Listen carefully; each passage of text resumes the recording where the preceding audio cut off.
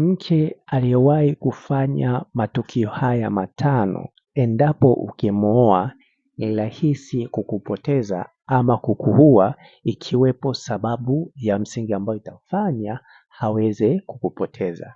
Ni muhimu kufahamu kwamba mwanamke yoyote aliyewahi kufanya matukio haya matano huwa sio binadamu wa kawaida, kwa sababu huwa kuna roho fulani inamuingia ambayo ni ya kikatili.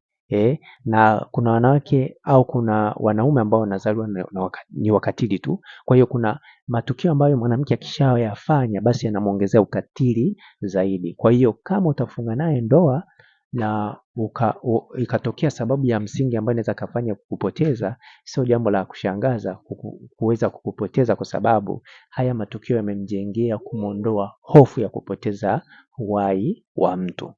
Tukio la kwanza ni tukio la kutoa mimba.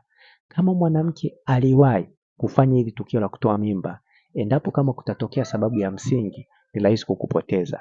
Na pia tukio la pili, tukio la kumtupa mtoto. Kama mwanamke aliwahi kufanya tukio hili la kumtupa mtoto, ni tukio ambalo linadhibitisha kwamba huyo mwanamke sio binadamu. Kwa hiyo kama kutatokea sababu yoyote katika ndoa, ni rahisi kuweza kukupoteza. Na pia tukio la tatu, kushiriki kutoa mimba.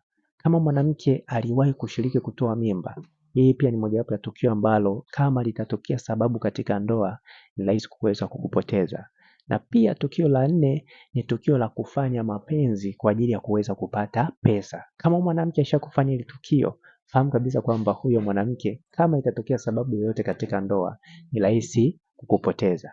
Na pia tukio la mwisho ni kufanya mapenzi kwa ajili, yani kufanya mapenzi na wanaume kwa ajili ya kupata maslahi fulani.